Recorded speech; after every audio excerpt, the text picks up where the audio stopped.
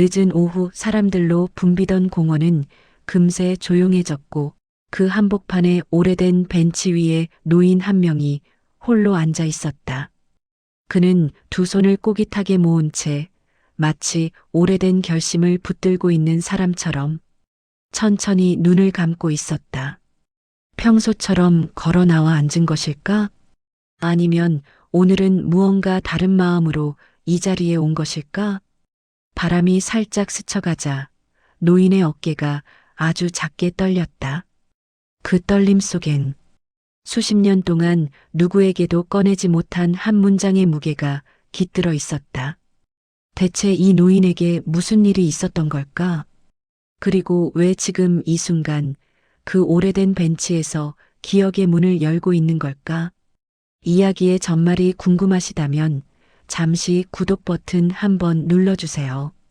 평범해 보이는 사람들의 숨겨진 삶을 이 채널에서 매일 전해드립니다. 그 노인은 이 마을에 오랫동안 살아온 평범한 사람이었다. 작고 마른 체격, 손등엔 깊은 주름, 구멍난 가방 하나. 아침이면 작은 슈퍼에서 빵을 사고 그 빵 부스러기를 공원 비둘기들에게 던져주곤 했다. 사람들은 그를 조용한 목수 할아버지라고 불렀다.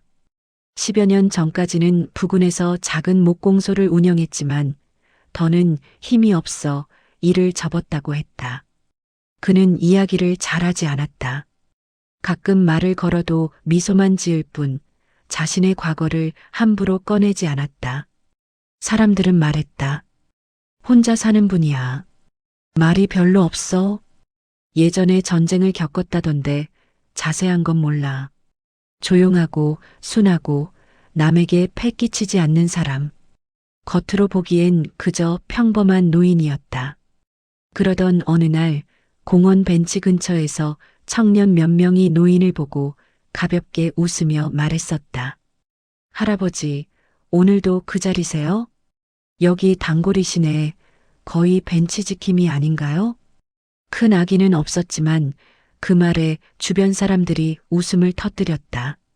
노인은 그냥 고개를 숙이며 약하게 웃어 보였다. 그날 저녁 그는 슈퍼에서 우유를 들고 한동안 움직이지 못했다.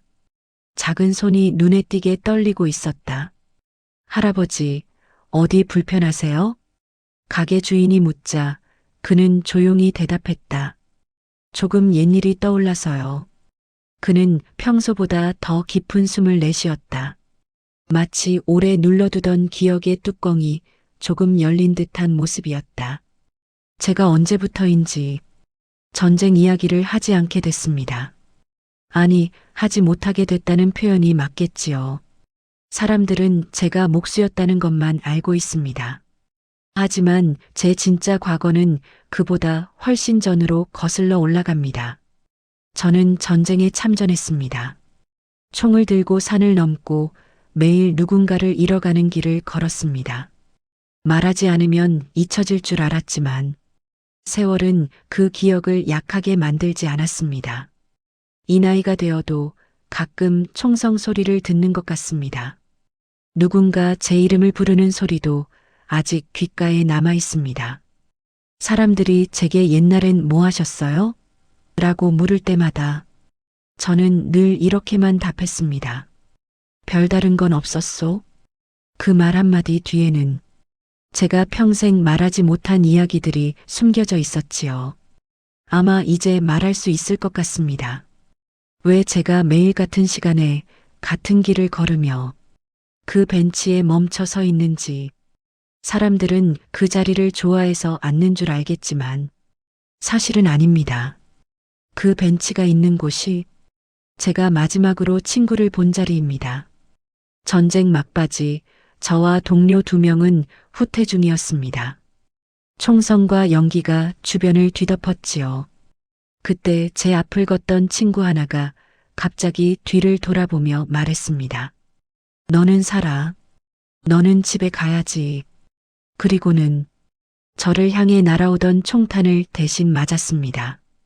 그 자리에서 그렇게 쓰러졌습니다.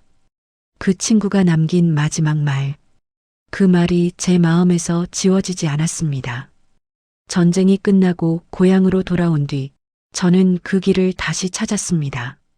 지금은 공원이 되었지만 제겐 여전히 그날의 냄새가 남아있는 자리입니다. 사람들은 묻습니다. 왜 혼자만의 시간을 그렇게 오래 가지세요?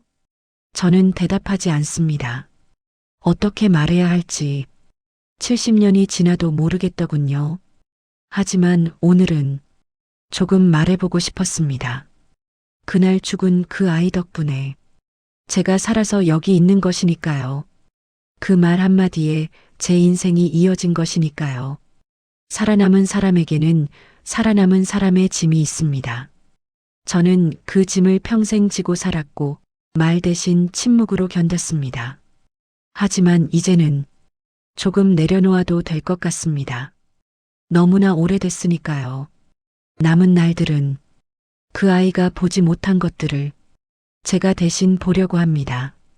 천천히, 조용히, 그리고 감사하는 마음으로요. 그 아이가 마지막으로 했던 말처럼 괜찮다. 넌 살아야지.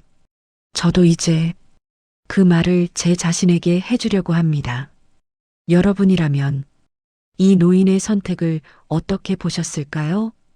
그리고 혹시 여러분 주변에도 이렇게 숨겨진 이야기를 간직한 분이 있지 않을까요?